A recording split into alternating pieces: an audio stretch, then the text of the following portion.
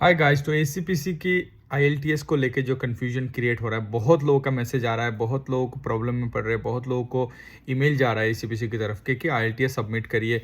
क्या 1 तारीख के बाद आईएलटीएस मैंडेटरी हो जाएगा 1 सितंबर के बाद?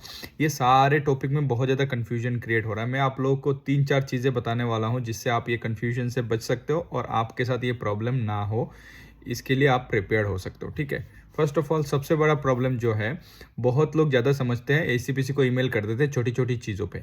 जैसे कि बोलते कि मेरे पास एक्सपीरियंस 2 साल का नहीं है, मेरे पास एक्सपीरियंस 6 महीने का है, मैं एलिजिबल हूँ कि नहीं।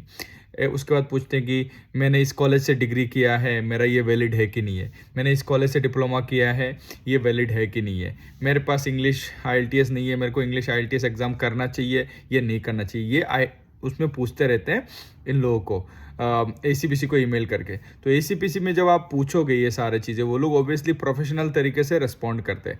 जब आपको प्रोफेशनल तरीके से रिस्पॉन्ड करते हैं तो आपको वो लोग रिकॉर्ड भी रखते हैं। जब आप एक ईमेल करते हो उनके पास सिस्टम में एक रिकॉर्ड होता है हर किसी का कि इसने ये ईमेल करके ये क्वेरी पूछा था, और ये लोग इसको रिकॉर्ड करके रखते हैं। अब जब आप एप्लीकेशन करते हो थोड़ी दिन में, फिर आपका जो एप्लीकेशन है वो कोई इंसान ही है जो एसेस करता है। एक हमारे जैसा नॉर्मल इंसान है जो इस चीज़ में अच्छा पढ़ा लिखा है, जो सारा जो लॉ वगैरह जानता है एसीपीसी का, वही आपके एप्लीकेशन को एसेस करता है। इसको बोलते हैं इंडिपेंडेंट एसेसर। वो एक इंसान है। उस इंसान को भी डाउट क्रिएट होता है जब आप लोग फालतू क्वेश्चन पूछते हो। जस्ट फॉर एग्जांपल आप बोलते हो कि मेरा डिग्री इस कॉलेज का है, ये वैलिड है कि नहीं है। ये यार किसी को भी आप पूछोगे तो बोलेगा हाँ शायद लगता है इस बंदे ने गलत यूनिवर्सिटी से पढ़ाई करी है, चलो इसको थोड़ा जांच पड़ताल करते हैं। फिर उसके बाद आपके पास इंफॉर्मेशन आता है, ईमेल आता है कि हाँ भाई आप फर्दर इन्फॉर्मेशन दो, आपकी जो सिलेबस है उसने आपने कहाँ से करी है, ये वाला सर्टिफिकेट आपने कहाँ से लिए, ये सारा चीज़ें फिर यहाँ से शुरू होती है। नंबर 1। नंबर 2, जब आप पूछते हो कि आईएलटीएस एग्ज़ाम देनी चाहिए या नहीं देनी चाहिए। आईएलटीएस हमेशा से मैंडेटरी था, हमेशा से, कभी भी मना नहीं था कि मैंडेटरी नहीं है, अब नया करके मैंडेटरी कर रहे, ऐसा कुछ भी नहीं था, शुरू से ही मैंडेटरी था। पर उन्होंने कुछ क्लॉज निकाली हुई थी कि अगर आपने इंग्लिश में पढ़ाई करी है और आपके पास यूके नेरिक के थ्रू इंग्लिश प्रोफिशिएंसी है तो आपका हो सकता है कि आपको एग्जाम कर दे। ये सीन था, और डिपेंडेंट के लिए भी एग्जाम था। तो ये सीन हो रखा है आईएलटीएस के साथ। उसके बाद आते हैं कि कोर्स इन्फॉर्मेशन फॉर्म और सिलेबस, इसको लेके भी बहुत लोग क्वेरी डालते हैं कि हाँ, तो आप लोग जितना ज़्यादा ईमेल एसीपीसी को डालोगे, एसीपीसी जितना ज़्यादा आपको रेस्पॉन्ड करेगा, उसके बाद आप एप्लीकेशन करने जाओगे, उतना ही आपको प्रॉब्लम में पढ़ना होगा। मतलब आप इतना ही ज़्यादा प्रॉब्लम में पड़ोगे जब आप ये सारी चीज़ें पूछोगे। बेसिक सी सवाल है, वो एसीपीसी को पूछोगे तो उनको लगेगा, डाउट क्रिएट होगा। जस्ट फॉर एग्जांपल मैं आप लोगों को एक चीज़ बताता हूँ। अगर आप मेरे को एक मोबाइल, मेरे को मान लो ये हेडफोन मेरे को बेचना है, ठीक है, मेरा मन में एक प्राइस है, इसको 70 पाउंड बेचना है मुझे, मेरा मन में है। और आप मेरे पास आते हो, आके बोलते हो भाई मेरे को तेरा जो हेडफोन है वो खरीदना है, मेरे पास 100 है। तो मैं तो बोलूंगा नहीं ना कि मेरे को मन में ये था कि 70 बेचना था। मैं बोलूंगा हाँ ठीक है ले ले, 100 दे दे, मेरे को प्रॉफिट हो रहा है ना, तो मैं तो बोलूंगा भाई हाँ ले ले, ठीक है कोई दिक्कत नहीं। मैं उस चीज को, मेरा मन में जो बात है 70 पाउंड का जो मैं मन में सोचा था प्राइस, वो तो मैं दबा लूंगा ना, वो क्यों बोलूंगा, फिर मेरे को 30 पाउंड का फायदा हो रहा है। तो जब भी आप ये सारे चीज़ें यहाँ पे बोलते हो, वो बोलेंगे हाँ, एसीबीसी बोलेगा भाई एप्लीकेशन करो, एप्लीकेशन करने के बाद हम देखेंगे आपका हो सकता है आप एलिजिबल हो। तो आप एप्लीकेशन करते हो, एप्लीकेशन करते ही आप 500 पाउंड सबमिट करते हो। 500 पाउंड है नॉन रिफंडेबल। अगर आप आप एलिजिबल ना भी हो, स्क्रूटिनी करके वो पैसा तो वापस नहीं देंगे ना, वो पैसा तो कभी वापस नहीं मिलेगा। 500 पाउंड है, 535 पाउंड है बेसिकली, 55,000 रुपये हो गए इंडियन के। उसके बाद 200 पाउंड और लगते हैं फिर रजिस्ट्रेशन के, वो हो गए 20,000 रुपये, 70,000 रुपये आपके गए, वो तो नॉन रिफंडेबल है, उसके बाद तो कभी नहीं मिलेगा।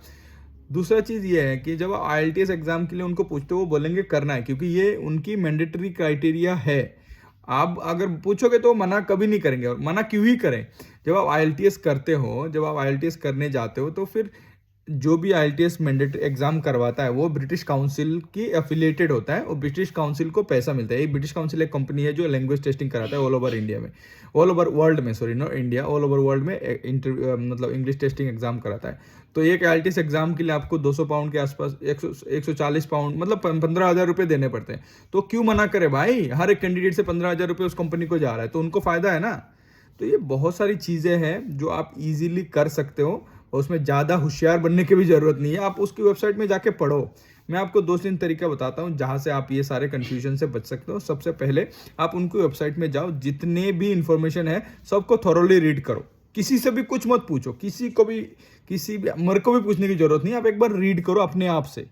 जहाँ पे आपका डाउट हो रहा है डाउट को नोट करो, उसके बाद जो बंदा आपको एक्सेसिबल लगता है, मुझे या बहुत सारे लोग हैं, उन लोगों को पूछो भाई मेरे को इस पॉइंट में डाउट है, मेरे को एक्सप्लेन करो, उस बंदे को पूछो। ये हो गया एक तरीका। दूसरा ये तरीका है कि किसी एक ने रजिस्ट्रेशन कर रखा है आपके फ्रेंड वगैरह ने, उसके साथ भी आप डिस्कस कर सकते हो कि भाई तूने क्या क्या चीज़ें करी है, कहाँ कहाँ तेरे को प्रॉब्लम आया था, उस चीज़ से करो। 2-4 लोगों से ये भी पूछ सकते हो। उसके बाद आपकी कॉलेज में जब आप कोर्स इन्फॉर्मेशन सर्टिफिकेट ये सारे डॉक्यूमेंट जब आप निकाल रहे हो, तो कॉलेज को बोलो कि कोई रेस्पॉन्स आता है ACPC की तरफ से तो हमें हेल्प करो, रिप्लाई करो, मेरे को हेल्प करो पॉजिटिवली कि मेरे को ये रजिस्ट्रेशन मिल जाए। उसके बाद एक और प्रॉब्लम है कि कोई भी एप्लीकेशन में मिस्टेक्स नहीं करनी चाहिए, ग्रामेटिकल मिस्टेक्स। अब आप ग्रामेटिकल मिस्टेक्स करोगे तो उस बंदे को डाउट होगा ना, इस बंदे को इंग्लिश नहीं आता होगा, ऐसे ही फलाना ढिमकाना बोल रहा है, इंग्लिश आता है। तो ये बेसिक सारी चीज़ें हैं जहाँ पे आप प्रॉब्लम में फंस सकते हो। मेरे हिसाब से ये चीज़ें अवॉइड करो। शुरू में आप किसी को पूछ के जब आपको पूरा ऐसा हो रहा है कि कोई रेस्पॉन्स नहीं मिल रहा है और आपको डाउट बहुत ज़्यादा हो रहा है, ठीक है, फिर आप ACPC को ईमेल करो बिल्कुल एंड में। मेरे हिसाब से बिल्कुल एंड में ACPC को ईमेल करो। हर बात पे ACPC को ईमेल करोगे तो दिक्कत ही होगा। उसके बाद आते हैं डाउट क्लियर की। अभी मैं संडे को एक लाइव कर रहा हूँ, उसमें आप डाउट सारे क्लियर कर सकते हो।